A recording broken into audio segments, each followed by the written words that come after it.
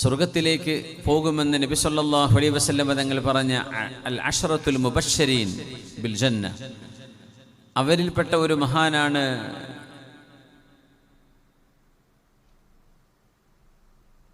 സഈദ് ഇബ്നു സൈദ് റളിയല്ലാഹു അൻഹു. ഉമർ റളിയല്ലാഹു അൻഹുവിൻ്റെ പെങ്ങളുടെ ഭർത്താവ് സഈദ് ഇബ്നു സൈദ് ഇബ്നു അംർ ഇബ്നു നുഫൈൽ. സഈദ് ഇബ്നു സൈദ് റളിയല്ലാഹു അൻഹുവിൻ്റെ ഉപ്പയാണ് സയ്യിദ് ഇബ്നു അംർ ഇബ്നു നുഫൈൽ. സയ്യിദ് ഇബ്നു അംർ ഇസ്ലാം മക്കയിൽ വരുന്നതിൻ്റെ മുമ്പ്, നബി സല്ലല്ലാഹു അലൈഹി വസല്ലം തങ്ങൾ നബിയായി വരുന്നതിൻ്റെ മുമ്പ് പ്രവാചകരെ കാണാതെ ഒരു അന്ത്യപ്രവാചകൻ ഈ മക്കയിൽ വരുന്നുണ്ട് എന്ന് വിശ്വസിച്ച മുവഹിദാണ്, തൗഹീദിൻ്റെ ആശയക്കാരനും സ്വർഗവാസിയുമാണെന്ന് നബി തങ്ങൾ പറഞ്ഞ ജാഹിലിയ കാലത്ത് അള്ളാഹുവിനെ മനസ്സിലാക്കി ജീവിച്ച ഏതാനും ചില ആളുകളുണ്ട്. അതിൽപ്പെട്ട ആളായിരുന്നു വറഖത്ത് ഇബ്നു നൗഫൽ, ഖസ് ഇബ്നു സാഇദ്. ഇങ്ങനെ വിരലെണ്ണാവുന്ന ചില മുവഹിദീങ്ങളുണ്ട്. അവര് മക്കക്കാർ ചെയ്തിരുന്ന ബഹുദൈവാരാധന ചെയ്തവരായിരുന്നില്ല.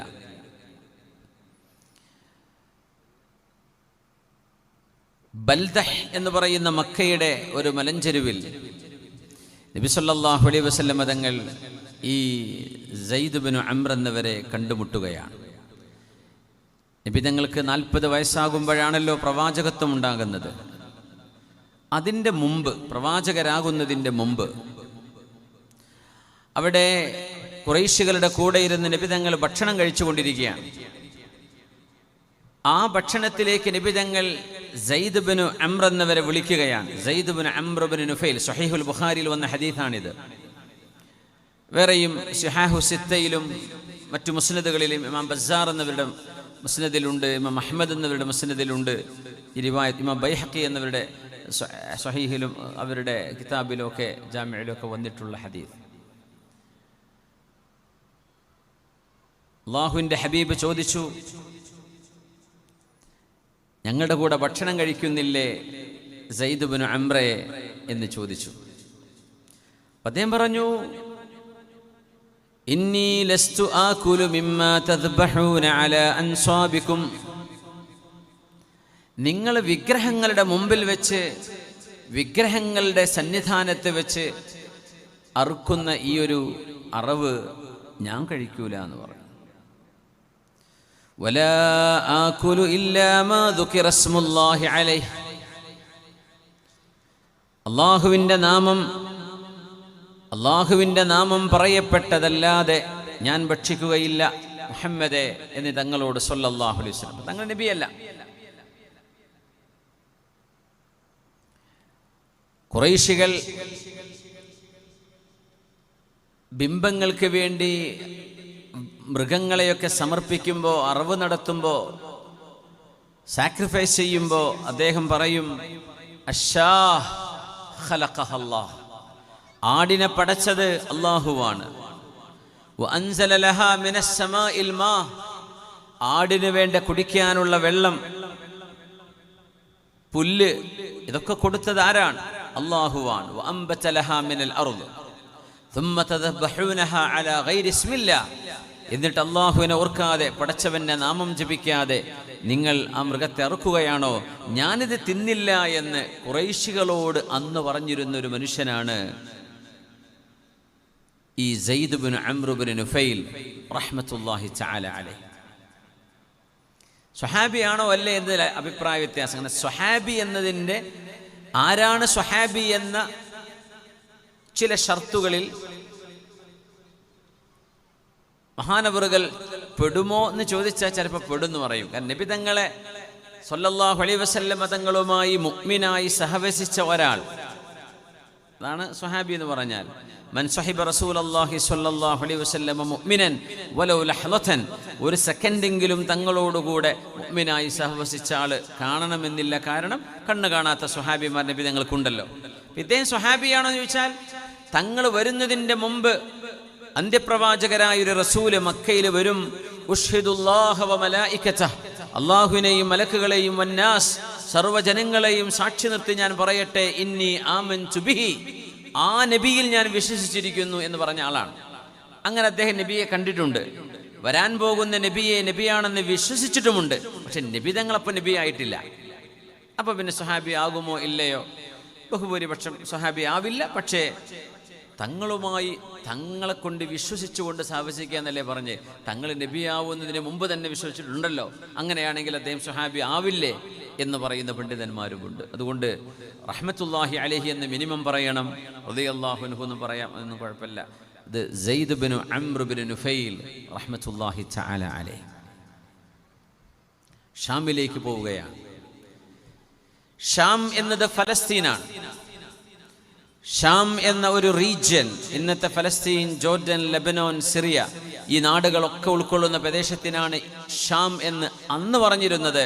പക്ഷെ അതിൻ്റെ പ്രധാനപ്പെട്ട ഉദ്ദേശ്യം ഈലിയ, ബൈത്തുൽ മുഖദ്ദസ് ആയിരുന്നു, അല്ലെങ്കിൽ ജെറൂസലേമായിരുന്നു. Zaid bin Amr bin Nufail എന്ന ഈ മഹാൻ അള്ളാഹുവിനെ അന്വേഷിച്ചുകൊണ്ടൊരു യാത്ര മക്കയിൽ നിന്ന് ഷാമിലേക്ക്, ഫലസ്തീനിലേക്ക് നടത്തുകയാണ്.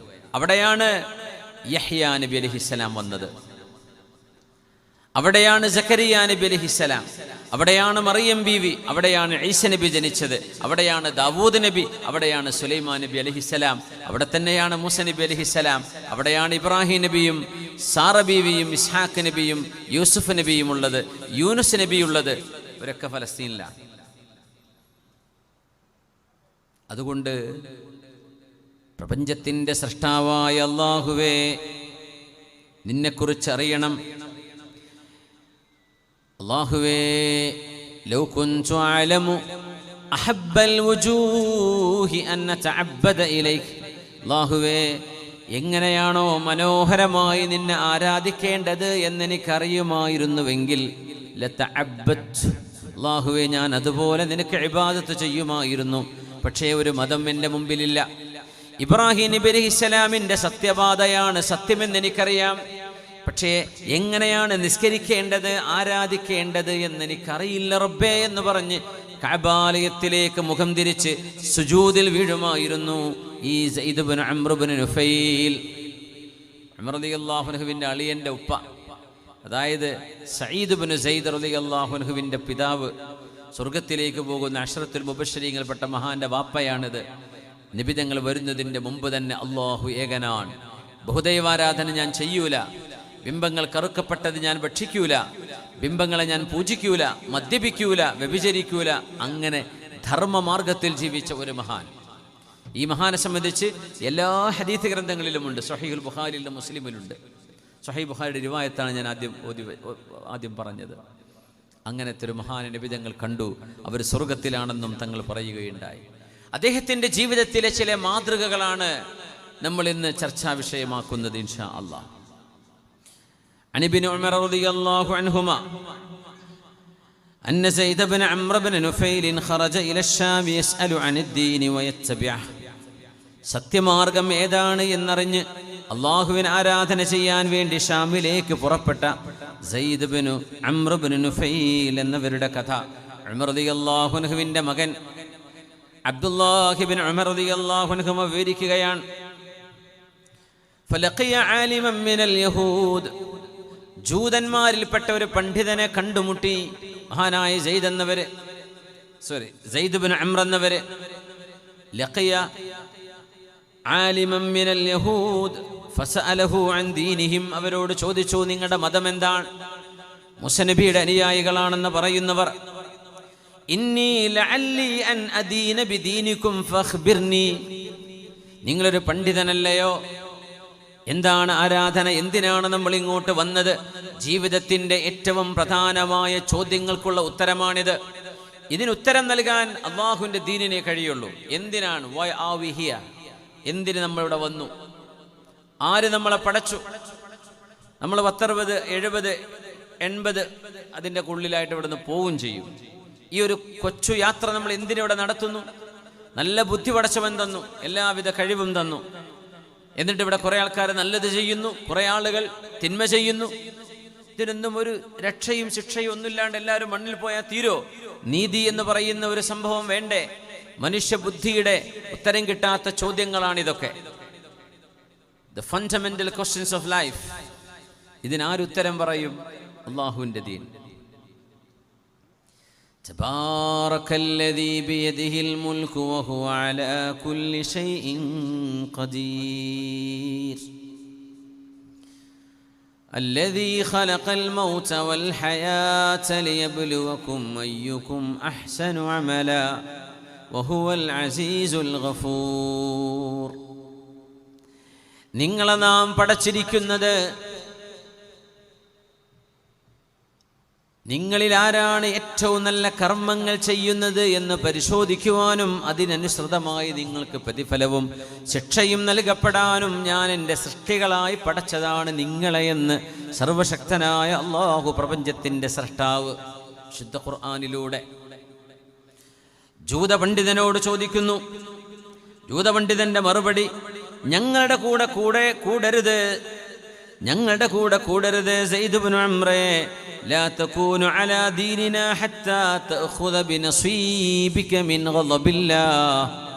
അല്ലാഹു നിങ്ങളോട് ദേഷ്യപ്പെടും ഞങ്ങളുടെ കൂടെ കൂടിയാൽ. അവർക്കറിയാം അവർ ചെയ്തിരുന്ന തിന്മകളായിരുന്നു അന്നത്തെ ജൂതന്മാർ. അതുകൊണ്ട് ഞങ്ങളുടെ കൂടെ കൂടിയാൽ ഹത്താ തഅഖുദ ബിനസീബിക മിൻ ഗളബില്ലാഹ്, അല്ലാഹുവിൻ്റെ കോപം, പടച്ചതമ്പുരാന്റെ ദേഷ്യം, ഇതായിരിക്കും നിങ്ങൾക്ക് ഞങ്ങളുടെ കൂടെ കൂടിയാൽ കിട്ടുന്നത്. ഈ സംഭവം ജൂതപണ്ഡിതനുമായി അദ്ദേഹം ഡിസ്കഷൻ നടത്തുമ്പോൾ നബി തങ്ങൾ മക്കയിൽ നബിയായി നുബുവത്ത് ലഭിച്ചിട്ടുണ്ട്. ആ വർഷം തങ്ങൾക്ക് നുബുവത്ത് കിട്ടുന്നതിന് മുമ്പാണ് മക്കയിൽ നിന്ന് യാത്ര തുടങ്ങുന്നത്. അങ്ങനെ അദ്ദേഹം ഷാമിലേക്ക് എത്തിയതാണ്. മാ അഫിറു ഇല്ലാ മിൻ ഗളബില്ലാഹ്. നിങ്ങളുടെ കൂടെ ഞാൻ കൂടി അള്ളാഹുവിൻ്റെ കോപം കിട്ടുകയാണെങ്കിൽ എനിക്കെന്തിന്? ഞാൻ ഓടുന്നത് അള്ളാഹുവിൻ്റെ കോപത്തിൽ നിന്ന് രക്ഷപ്പെടാനല്ലേ. വലാ അഹ്മിലു മിൻ ഗളബില്ലാഹി ഷൈഅൻ അബദാ. ഒരിക്കലും അള്ളാഹുവിൻ്റെ കോപം താങ്ങാൻ എന്നെ കൊണ്ടാവില്ല എന്ന് മഹാനായ സയ്യിദ് ഇബ്നു അംർ ഇബ്നു നുഫൈൽ റഹ്മത്തുള്ളാഹി തആല അലൈഹി. നമ്മൾ ആലോചിക്കണം, ഈ ഒരു മഹാനുഭാവന്റെ ചിന്തയുടെ പ്രസക്തി. നമ്മൾ ഇന്ന് എന്തൊക്കെ സൗകര്യങ്ങളുണ്ട്, വിഷ്വൽ മീഡിയയുണ്ട്, വായിക്കാൻ യഥേഷ്ടം പുസ്തകങ്ങളുണ്ട്, ലൈബ്രറികളുണ്ട് ലോകത്ത്. അറിവ് നമ്മൾ വേണ്ടെന്ന് വിചാരിച്ചാലും നമ്മുടെ മൊബൈൽ ഫോണിലടക്കം അറിവുകൾ വരാനുള്ള വഴികളുണ്ട്. എന്നിട്ട് പടച്ചതമ്പുരാൻ ഇല്ല എന്ന് പറഞ്ഞ് ആദ്യമേ ഒരു കൺക്ലൂഷനിൽ എത്തിയിട്ട് അന്വേഷണം നടത്തുന്ന യുക്തിവാദികളും പടച്ചവന്റെ അസ്തിത്വത്തെ അന്വേഷിക്കുന്ന സ്വതന്ത്രവാദികളുണ്ടോ? അല്ലെങ്കിൽ അള്ളാഹുവിനെ മനസ്സിലാക്കാൻ പരിശ്രമിക്കുന്ന എത്ര പേരുണ്ട്? ജീവിതത്തിൻ്റെ ലക്ഷ്യമറിയാൻ ആഗ്രഹിക്കുന്ന എത്ര പേരിന്ന് ലോകത്തുണ്ട്? ഇങ്ങനെ ജീവിച്ച് ഭക്ഷണം കഴിച്ച് ഭോഗിച്ച് സുഖിച്ച് ജീവിച്ച് മരിക്കണമെന്നതിനപ്പുറം ജീവിതത്തിൻ്റെ ലക്ഷ്യമെന്താണ്? നമ്മൾ എന്തിനിവിടെ വന്നു? ഈ ചോദ്യത്തിനുത്തരം കണ്ടെത്താൻ വേണ്ടി മഹാനായ സയ്യിദ് ഇബ്നു അംർ ഇബ്നു നുഫൈൽ തങ്ങൾ നടത്തിയ യാത്രയാണിത്. ഫഹൽ തദുല്ലുനി അലാ ഗൈരിഹി ഫഹൽ തദുല്ലുനി അലാ ഗൈരിഹി. ഈ ജൂതനെ കണ്ടതിന് ശേഷം മഹാനവറുകൾ ചോദിച്ചു, എനിക്ക് നിങ്ങൾ വേറെ എവിടെയെങ്കിലും ഒരു ആശ്രയമുണ്ട് എന്ന് പറഞ്ഞു തരാൻ കഴിയുമോ? ഞാൻ എവിടെയാണ് പോകേണ്ടത്? നോക്കണം, കുട്ടികളും മക്കളൊക്കെ ഉള്ളൊരു മനുഷ്യൻ യാത്ര പോവുകയാണ്. കച്ചവടത്തിനല്ലേ പോകുന്നത്, ജോലി ചെയ്യാനോ അല്ലേ പോകുന്നത്. സത്യം എവിടെയാണെന്ന് മനസ്സിലാക്കാൻ അന്ന് ആ മനുഷ്യൻ്റെ തലയിലുദിച്ച ഒരു ചിന്തയാണിത്. നമുക്ക് അങ്ങനെ ചിന്തിക്കാൻ പറ്റുമോ? നമ്മൾ മിനിമം ഇവിടുന്ന് കോഴിക്കോടേക്ക് പോകുമ്പോൾ മിനിമം എന്തെങ്കിലും സാധനം വാങ്ങിക്കാനല്ലേ പോകുന്നുള്ളൂ. എന്നാൽ അവിടെ കോഴിക്കോട് പറ്റുമോ? വല്ല ആലിമിനും കാണോ, വല്ല പണ്ഡിതനും കാണോ, ബസ് സ്റ്റാൻഡിൽ നിന്ന് കിട്ടുമോ, റെയിൽവേ സ്റ്റേഷനിൽ നിന്ന് കിട്ടുമോ? നമ്മൾ ആലോചിക്കാറുണ്ടോ? നമ്മൾ എന്തെങ്കിലും സാധനം മെറ്റീരിയൽ ബേസ്ഡ് ആയിട്ടുള്ള നമ്മുടെ ചിന്തകൾ, അതാണ് നമ്മളെ നയിച്ചുകൂടി. അതിനാണ് നമ്മൾ ഓടുന്നത്. റോഡ് മുഴുവൻ വണ്ടികൾ ഒഴുകുന്നത് മനുഷ്യൻ്റെ ഈ മെറ്റീരിയൽ ലൈഫിന് വേണ്ടിയുള്ള ഓട്ടമാണ്. അതിൽ ബഹുഭൂരിഭാഗവും ഉണ്ടാകും. സിയാറത്തിനും നന്മക്കും പഠിക്കാനും അറിവിനും ഒക്കെ നടക്കുന്ന ആളുകളുണ്ടാവും. നമ്മൾ വിദ്യാഭ്യാസ സ്ഥാപനങ്ങളുണ്ട്. പ്രപഞ്ചം ആര് പടച്ചു എന്ന് മാത്രം ഒരു വിദ്യാഭ്യാസ സ്ഥാപനത്തിലും ചോദിക്കുന്നില്ല. സയൻസ് പഠിക്കുന്നുണ്ട്, ബയോളജിയും കെമിസ്ട്രിയും ഫിസിക്സും നല്ല സൊഫിസ്റ്റിക്കേറ്റഡ് ലാബ്സ് നമ്മുടെ സ്കൂളുകളിൽ ഹയർ സെക്കൻഡറി ക്ലാസ്സുകൾക്ക് വേണ്ടി ഒരുക്കിയിട്ടുണ്ട്. കെമിക്കൽ റിയാക്ഷൻ നമ്മൾ പഠിച്ചുകൊണ്ടിരിക്കുന്നുണ്ട്. ഇലക്ട്രോണുകളും പ്രോട്ടോണുകളെക്കുറിച്ച് പഠിക്കുന്നുണ്ട്. സെൽ വിഭജനത്തെക്കുറിച്ച് പഠിക്കുന്നുണ്ട്. ഒരുപാട് എക്സ്പ്ലോഷനെക്കുറിച്ച് പഠിക്കുന്നുണ്ട്. എലമെൻസുകളുടെ പ്രത്യേകതകളെക്കുറിച്ച് പഠിക്കുന്നുണ്ട്. പ്രപഞ്ചത്തിൻ്റെ സൃഷ്ടിപ്പിൻ്റെ കോമ്പോണൻസ്, ആറ്റത്തെക്കുറിച്ച് പഠിക്കുന്നുണ്ട്. പക്ഷേ ഇതാര് പടച്ചു എന്ന ഒരൊറ്റ ചോദ്യം മാത്രം ഒരു കോളേജിലും സ്കൂളിലും ചോദിക്കൂല. അത് ഇസ്ലാമിക് തിയോളജി ഉണ്ടോ അവിടെ ചോദിക്കും. അതിൽ നിന്ന് കിട്ടുന്ന ഉത്തരമാണ് അല്ലാഹു ജല്ല ജലാലു, അല്ലെങ്കിൽ സർവേശ്വരനാണ് അല്ലാഹു. നീ ഏത് പേരിട്ട് വിളിച്ചാലും കുഴപ്പമില്ല, പടച്ചവനുണ്ട് എന്ന് വിശ്വസിക്കണ്ടേ? അത് മനുഷ്യന്റെ അടിസ്ഥാനപരമായ അറിവല്ലയോ? അം ഖുലിഖൂ മിൻ ഗൈരി ശൈഇൻ അം ഹുമുൽ ഖാലിഖൂൻ. നിങ്ങളങ്ങനെ സ്വയം ഉണ്ടായതാണ് എന്ന് നിങ്ങൾക്ക് തോന്നുന്നുണ്ടോ? ഖുർആന്റെ ചോദ്യം. അത് 21-ാം നൂറ്റാണ്ടിലെ യുക്തിവാദിയോടും ഖുർആൻ അതന്നെ ചോദിക്കുക. അം ഖുലിഖൂ മിൻ ഗൈരി ശൈഇൻ, had they been created by nothing, ഒന്നുമില്ലാതെ ഉണ്ടായതാണ് അവരെന്ന് വിചാരിക്കുന്നുണ്ടോ അവർ? അം ഹുമുൽ ഖാലിഖൂൻ, or isn't it them who created themselves? അവർ തന്നെയാണോ അവരെ പടച്ചത്? അല്ലാഹു ചോദിക്കുകയാണ്. നിങ്ങൾ തന്നെയാണോ നിങ്ങളെ പഠിച്ചത്? നമ്മളാണോ നമ്മളെ പഠിച്ചത്? ആണോ? നമ്മളാണോ നമ്മളെ പഠിച്ചത്? ആണോ? അല്ല.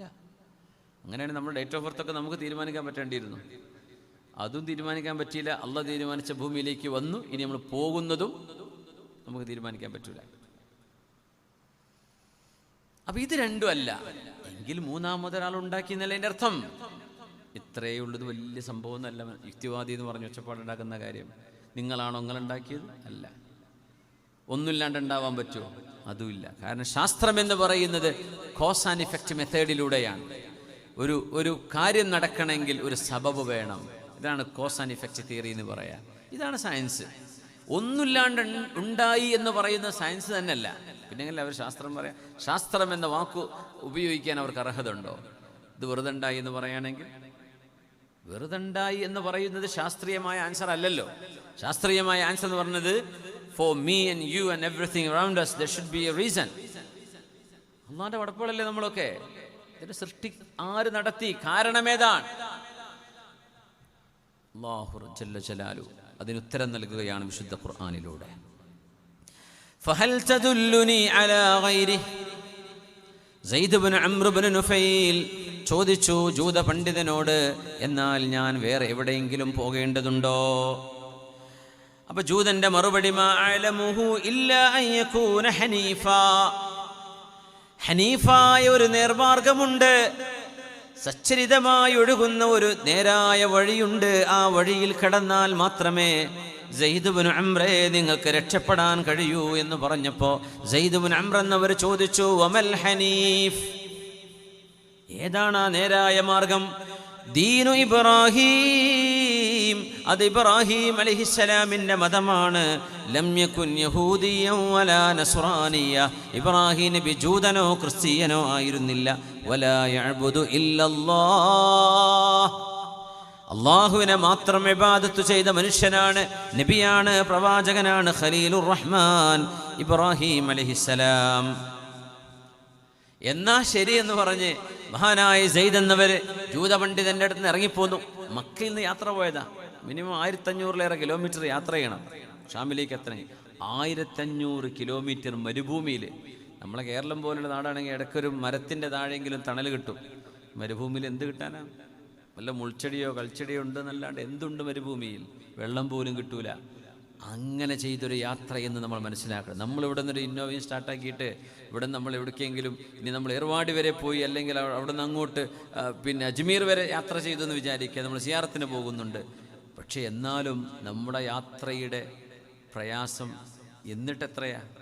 ഇങ്ങനെ ഒരു ഒട്ടകപ്പുറത്ത് ചെയ്യുന്നൊരു യാത്രയുടെ ദുരിതം എത്രയായിരിക്കും? അത് എന്തിനു പോകുന്നു? അള്ളാഹിനെ പറ്റി മനസ്സിലാക്കാൻ, അള്ളാഹുവിനെ പറ്റി മനസ്സിലാക്കാൻ. ഒരു ഹദീസുണ്ട്, ലാ തഖൂമു സ്സാഅ ഹത്താ തഊദ അർളുൽ അറബി മുറൂജൻ വഅൻഹാറാ. അറബ് നാടുകൾ പച്ചപ്പ് നിറഞ്ഞ് പുഴകൾ ഒഴുകുന്നവരെ അങ്ങനെ ആയിത്തീരുന്നവരെ, ഹത്താ തഊദ, മുമ്പ് അങ്ങനെ ആയിരുന്നു, അതുപോലെ അറബ് രാജ്യങ്ങൾ മുമ്പ് മരുഭൂമി ആയിരുന്നില്ല എന്നാ, നൂറ്റാണ്ടുകൾക്ക് മില്യനീസ് മുമ്പ്. പക്ഷേ ഇനി അത് പച്ചപ്പിലേക്ക് തിരിച്ചു വരും, സമൃദ്ധമായ മഴ കിട്ടും, പച്ചപ്പുകളും മരങ്ങളും കൊണ്ട് നിറയും. ലാ തഖൂമു സ്സാഅ ഹത്താ തഊദ അർളുൽ അറബി മുറൂജൻ വഅൻഹാറാ. അങ്ങനെ ഒരു ഹദീസുണ്ട് നബി തങ്ങളുടെ. അറബ് നാടുകൾ പച്ചപ്പ് കൊണ്ട് നിറയുന്നവരെ, അവിടെ പുഴകളൊഴുകും, നദികളൊഴുകും. അങ്ങനെ ഒരു കാഴ്ച നിങ്ങൾ കാണാതെ ലോകാവസാനം സംഭവിക്കില്ല എന്ന് മുഹമ്മദ് റസൂലുള്ളാഹി സ്വല്ലല്ലാഹു അലൈഹി വസല്ലം. അതിൻ്റെ ചില കാരണങ്ങളൊക്കെ ആയിരിക്കും, അല്ലാഹു അലം. ഇരിക്കട്ടെ, നമ്മൾ ഈ ചൂടത്തോടെ ഇരിക്കുന്നത് ആ ഒരു അന്വേഷണത്തിൻ്റെ ഭാഗമായിട്ടായിരിക്കട്ടെ. നമുക്ക് ഈമാനുള്ളവരാണ്, പക്ഷെ നമ്മുടെ ഈമാൻ വർദ്ധിക്കണം. അങ്ങനെയാണ്. ഈമാൻ ഇല്ലാത്തവർ അത് ഉണ്ടാക്കാൻ വേണ്ടി പരിശ്രമിക്കണം. അബസ വച്ചവല്ല സൂറ ഇറങ്ങുന്ന പശ്ചാത്തലം അതാണ്. ബിസ്മില്ലാഹിർ റഹ്മാനിർ റഹീം. അബസ വതവല്ല അൻ ജാഅഹുൽ അഅമാ വമാ യുദ്രീക ലഅല്ലഹു യസ്സക്കാ ഔ യദ്ദക്കറു ഫതൻഫഅഹു ദിക്റാ. ഖുറൈശികൾ അല്ലാഹുവിൻ്റെ റസൂലിനോട് പറഞ്ഞു, മുഹമ്മദ് നബിയെ, ഞങ്ങൾക്ക് മാത്രമായി നിങ്ങളൊരു ക്ലാസ് എടുത്തു തന്നാൽ ഞങ്ങൾ കേൾക്കാൻ റെഡിയാണ്. പക്ഷെ ഒരു കണ്ടീഷൻ, ഞങ്ങളുടെ സദസ്സിലേക്ക് അടിമകൾ വരരുത്, മുടന്തന്മാർ വരരുത്, കണ്ണു കാണാത്തവർ വരരുത്, കീറിപ്പറഞ്ഞ വസ്ത്രട്ടവരൊന്നും ഞങ്ങളുടെ സദസ്സിൽ പറ്റില്ല. ഞങ്ങൾക്ക് മാത്രമായി ഒരു VIP സദസ്സ്, ഒരു ക്ലാസ് നിങ്ങൾ തന്നാൽ ഞങ്ങൾ കേട്ടോളാം. ഹബീബായ റസൂലുള്ളാഹി സ്വല്ലല്ലാഹു അലൈഹി വസല്ലം തങ്ങൾ അവർക്ക് ക്ലാസ് എടുത്തുകൊണ്ടിരിക്കുമ്പോൾ കണ്ണു കാണാത്ത സ്വഹാബിയും അല്ലാഹുവിൻ്റെ റസൂലിൻ്റെ പള്ളിയിൽ സുബ്ഹിക്ക് വാങ്ക് വിളിക്കുമായിരുന്ന മഹാനായ അബ്ദുല്ലാഹി ഇബ്നു ഉമ്മ മക്തൂം റളിയല്ലാഹു അൻഹു എന്ന കണ്ണു കാണാത്ത സ്വഹാബി, അബ്ദുല്ലാ എന്ന പേര്, അബ്ദുല്ലാഹി ഇബ്നു ഉമ്മ മക്തൂം, യാ മുഹമ്മദു യാ റസൂലല്ലാഹി ഐന മജ്ലിസി, മുഹമ്മദ് നബിയെ എൻ്റെ സീറ്റ് എവിടെയാണ്, എൻ്റെ സീറ്റ് എവിടെയാണ് എന്ന് ചോദിച്ച്, അല്ലിംനി മിമ്മാ അല്ലമകല്ലാഹ്, അല്ലാഹു നിങ്ങൾക്ക് പറഞ്ഞു തന്നത്, അറിയിച്ചു തന്നത് എനിക്ക് പറഞ്ഞു തരേണമേ എന്ന് നബി തങ്ങളോട് ചോദിച്ചു വന്ന മഹാനായ അബ്ദുല്ലാഹി ഇബ്നു ഉമ്മ മക്തൂം എന്നവർ സദസ്സിലേക്ക് വന്നപ്പോൾ അബസ വതവല്ല, അവര് മുഖം ചുളിച്ചു, അവര് മുഖം തിരിച്ചു. അങ്ങനെ പറഞ്ഞു. നബി തങ്ങളോട് നേരിട്ട്, നബി നിങ്ങൾ മുഖം ചുളിച്ചു, നിങ്ങൾ മുഖം തിരിച്ചു എന്ന് പറഞ്ഞിട്ടില്ല. അങ്ങനെയാണെങ്കിൽ അബസ്ത എന്നാണ് പറയാ. അബസ, അവര് മുഖം ചുളിച്ചു. ചെറിയൊരു വിമ്മിഷ്ടം. പക്ഷെ അത്ഭുതം എന്താണെന്നറിയോ, ആ മുഖം ചുളിച്ചത് ഈ വന്ന ആള് കണ്ടോ? എങ്ങനെ കാണാനാ? കണ്ണു കാണാത്ത ആളല്ലേ, മൂപ്പര് കണ്ടിട്ടില്ല. പിന്നെ ആരാ അവിടെ ഉള്ളത്? ഖുറൈശികളാണ്. അവർക്ക് ഇത് വലിയ വിഷയമൊന്നുമല്ല. തങ്ങൾ മുഖം ചൊലിച്ചു, കണ്ണു കാണാത്ത ആ മഹാനത് കണ്ടില്ല. പക്ഷെ ആര് കണ്ടു? അല്ലാഹു ജല്ല ജലാലു. അതിലും വലിയ അത്ഭുതം, ഇത് നബി തങ്ങൾ അള്ളാഹ് തിരുത്തുകയാണ്. നബിയെ, ഈ ഖുറൈശികളെ മൈൻഡ് ചെയ്യേണ്ടതില്ലായിരുന്നു, നിങ്ങൾ പരിഗണിക്കേണ്ടത് കണ്ണു കാണാത്ത ഈ മനുഷ്യനെയായിരുന്നു എന്ന് നബിയെ തിരുത്തുന്ന സൂറത്ത് നബി തങ്ങൾ നമുക്ക് ഓതിത്തന്നു. ഖിയാമത്ത് നാൾ വരെ പിന്നെ ഓതാണ്. അബസ, ആ മുഖം ചൊലിച്ചത് ആരും അറിഞ്ഞില്ലായിരുന്നു. ഖുർആൻ അങ്ങ് ഇറങ്ങിയതോടുകൂടെ ഇനി ഖിയാമത്ത് നാൾ വരെയുള്ള മുഴുവൻ ആളുകളും ഈ ചരിത്രം പഠിക്കും. നിബിതങ്ങൾ സത്യസന്ധത കാണിച്ചു എന്നതിൻ്റെ വലിയ അടയാളങ്ങളിലൊന്ന് ഈ സൂറയാണ്. ഇതങ്ങ് പൂഴ്ത്തി വെച്ച ആർക്കെങ്കിലും അറിയാൻ പറ്റുമോ? തങ്ങൾ പറഞ്ഞെന്നാലല്ലേ ഖുർആൻ ഉണ്ടെന്ന് അറിയുള്ളൂ. ഇനി തങ്ങളും നിസ്കാരത്തിൽ ഓതുക. ആലോചിച്ച് നോക്കി എന്ത് രസമായിരിക്കും. തങ്ങൾ ഓതുകയാണ്, ബിസ്മില്ലാഹിർ റഹ്മാനിർ റഹീം, അബസ വതവല്ല അൻ ജാഅഹുൽ അഅമാ. സഹാബികൾ വേക്കുന്ന കേൾക്കുക. ആരെ പറ്റി പറയണത്? തങ്ങളെ പറ്റി. അങ്ങ് മുഖം ചൊളിച്ചല്ലേ, അങ്ങ് മുഖം തിരിച്ചുവല്ലേ. അൻ ജാഅഹുൽ അഅമാ, ആ കണ്ണു കാണാത്ത ആള് വന്നപ്പോ നബിയെ അങ്ങ് മുഖം ചൊളിച്ചോ. വമാ യുദ്രീക ലഅല്ലഹു യസ്സക്കാ, ഈമാൻ ഉണ്ടായിരിക്കെ ആ ഈമാനിൽ പരിശുദ്ധി കിട്ടണമെന്ന് ആഗ്രഹിച്ചു വന്ന ആളായിരുന്നു അദ്ദേഹമെന്ന് അങ്ങറിഞ്ഞോ നബിയേ? അമ്മാ മൻ ഇസ്തഗ്നാ ഫഅൻത ലഹു തസദ്ദാ വമാ അലൈക അല്ലാ യസ്സക്കാ. ഞങ്ങൾ വലിയ ആളുകളാണ്, ഞങ്ങൾ മുതലാളിമാരാണ്, ഞങ്ങൾക്ക് ആരുടെയും ഒരു സഹായവും ഒത്താശയും വേണ്ട എന്ന് മനസ്സുകൊണ്ട് ചിന്തിക്കുന്ന ഖുറൈശികൾ അവരങ്ങയെ കേൾക്കാൻ വന്നവരല്ല, അവർ ടൈം പാസിന് വന്നതാ. അങ്ങനെ അവരിപ്പോൾ അതിന് വന്നൊന്നല്ല, അവർ വെറുതെ നിങ്ങളുടെ ടൈം വേസ്റ്റാക്കാൻ വന്നതാ.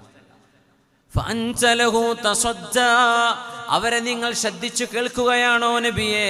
വഅമ്മാ മൻ ജാഅക യസ്ആ, അങ്ങയുടെ അരികത്തേക്ക് ഓടി വന്ന ഒരാൾ, വഹുവ യഖ്ശാ, അവർ അല്ലാഹുവിനെ ഭയപ്പെടുന്ന ആളാണ്, ഫഅൻത അൻഹു തലഹാ, അവരിൽ നിന്നങ്ങ് മുഖം തിരിക്കുകയാണോ?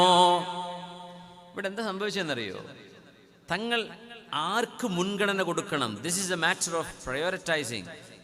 ഇവിടെ സീറോ ഈമാനുള്ള ഒരു കൂട്ടർ ഖുറൈശികൾ, പിന്നെ ഓൾറെഡി ഈമാനുള്ള മഹാൻ കണ്ണു കാണാത്ത അബ്ദുല്ലാഹിനും മഖ്തൂം തങ്ങൾ, അവർ ഈമാനുണ്ട്, സ്വർഗത്തിലേക്ക് പോകുന്ന ആളാ, അവർ ഈമാൻ കൂട്ടാനാ വരുന്നത്.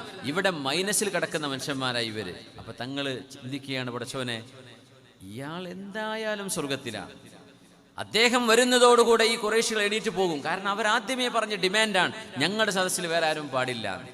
അങ്ങനെ വരുമ്പോൾ ഈ ഖുറൈശികൾക്ക് ഹിദായത്ത് കിട്ടാതെ വരൂലേ, അവർ നരകത്തിലേക്ക് പോകൂലേ? അതുകൊണ്ടാണ് തങ്ങൾ അവർക്ക് പരിഗണന കൊടുത്തത്, എന്നല്ലാതെ കണ്ണ് കാണാത്ത ആൾക്ക് സ്ഥാനമില്ലാത്തത് കൊണ്ടല്ല. പക്ഷെ അള്ളാഹു ഉണർത്തി നബിയെ, ഹൃദയം അള്ളാഹുവിനറിയാം. അങ്ങേക്കൊരു പക്ഷേ അതറിഞ്ഞില്ലെന്ന് വരാം. കാരണം ഖുറൈശികൾ അവിടെ ഇരിക്കുന്നത് ഇസ്ലാമും ഈമാനും പഠിക്കാനല്ല, അവർ വെറുതെ ഒരു വാക്ക് പറഞ്ഞതാണ്. പക്ഷെ ഇദ്ദേഹം വരുന്നത് he wants to sincerely learn from you. അതുകൊണ്ട് അദ്ദേഹത്തെ നിങ്ങൾ പരിഗണിച്ചേ പറ്റൂ. ഈമാൻ ഉള്ളവർക്ക് കൂട്ടണം. നബി തങ്ങൾ പറഞ്ഞു, അതിന് സമയം ചെലവഴിക്കേണ്ട നബിയെ. അവർ പഠിക്കാൻ വരില്ലേ? എന്നാൽ ഒന്നും പഠിക്കണ്ട, ഞങ്ങളെല്ലാം തികഞ്ഞവരാണ്. അമ്മാ മൻ ഇസ്തഗ്നാ, ഇഷ്ടം പോലെ കാശുണ്ട് കയ്യിൽ, നീ എന്താ വേണ്ടത് എന്ന് ചിന്തിക്കുന്നവർ മൈൻഡ് ചെയ്യേണ്ട നബിയെ. വമാ അലൈക അല്ലാ യസ്സക്ക, ഇവരൊന്നും നന്നായില്ല എന്ന് വിചാരിച്ച് അങ്ങേക്ക് എന്തെങ്കിലും നഷ്ടം വരാനുണ്ടോ? അവരങ്ങ് വിട്ടേക്കിൻ. അതാ ഖുർആൻ പറയുന്നത്. അതുകൊണ്ട് നമ്മുടെ ഈ വരവ് നമ്മുടെ ഈമാൻ വർദ്ധിക്കാനിടയാവണം. എവിടെയെങ്കിലും ഒരു വിടവെങ്ങാനുമുണ്ടെങ്കിൽ ആ വിടവിനെ നമ്മൾ നികത്തണം. ഇസ്ലാം ഈ ലോകത്ത് നമുക്ക് മാത്രമല്ല, ഇനി വരാൻ പോകുന്ന തലം മനുഷ്യബുദ്ധി എന്ന് നിലനിൽക്കുമോ ആ കാലഘട്ടത്തിൽ മുഴുക്കയും this is the most appealing, logical and rational way of life. എന്തെങ്കിലും സംശയമുണ്ടോ? അറിയുന്നവരോട് ചോദിച്ചു പഠിക്കുക. ഇസ്ലാമിൽ ഉത്തരമില്ലാത്തൊരു ചോദ്യമില്ല, ഇതിനൊക്കെ പരിഹാരമുണ്ട്. മറ്റു മതങ്ങൾക്ക് അങ്ങനെ ആയിക്കോണമെന്നില്ല. അതുകൊണ്ടാണ് യുക്തിവാദികളടക്കം ഇസ്ലാമിനെ ഇങ്ങനെ ചീത്ത പറയും. യുക്തിവാദികൾക്ക് എല്ലാം അത് ഒരുപോലെയല്ലേ. പക്ഷേ ഏതെങ്കിലും ഒരു ഹിന്ദുമത്തെ ചീത്ത പറഞ്ഞ് കേട്ടിട്ടുണ്ടോ? ഏതെങ്കിലും യുക്തിവാദി ക്രിസ്തുമത്തെ ചീത്ത പറയോ? തൊടൂല. ഹിന്ദുമത്തെ തൊടൂല. ജൈനമതം എന്തെന്നറിയോ? ഇസ്ലാമിനെ തൊട്ടാലേ കുറച്ച് ഫോളോവേഴ്സിന് കിട്ടുള്ളൂ. അപ്പോൾ നമ്മളൊക്കെ ഇറങ്ങും, നമുക്ക് മറുപടിയുണ്ട്. മറ്റവർ ഏറെക്കുറെയൊക്കെ മിണ്ടാണ്ടിരിക്കും. ചിലപ്പോൾ നമ്മളുടെ മറുപടി വരുമ്പോഴേക്കും അവർക്ക് വൈറലാകും. അപ്പോൾ 4 സബ്സ്ക്രിപ്ഷൻ കിട്ടും, അപ്പോൾ കുറച്ച് യൂട്യൂബിൻ്റെ വരുമാനം കിട്ടും. അതിന് ഇസ്ലാമിനെ തൊട്ടിട്ടേ കാര്യമുള്ളൂ. നമ്മൾ ഏതെങ്കിലും മതവിശ്വാസികളെ നമ്മൾ ആക്ഷേപിക്കാറുണ്ടോ? ഇല്ല. ഇസ്ലാമിനല്ലേ ആക്ഷേപിക്കാറുള്ളൂ ആളുകൾ. എന്തേ? മാങ്ങയുള്ള മൂച്ചയ്ക്ക് എറിഞ്ഞിട്ടല്ലേ കാര്യമുള്ളൂ, അല്ലാതെ വെറുതെ കായ്ക്കാത്ത എറിഞ്ഞിട്ട് എന്താ കാര്യം? അതുകൊണ്ട് ഇവിടെ മാങ്ങയുണ്ട്,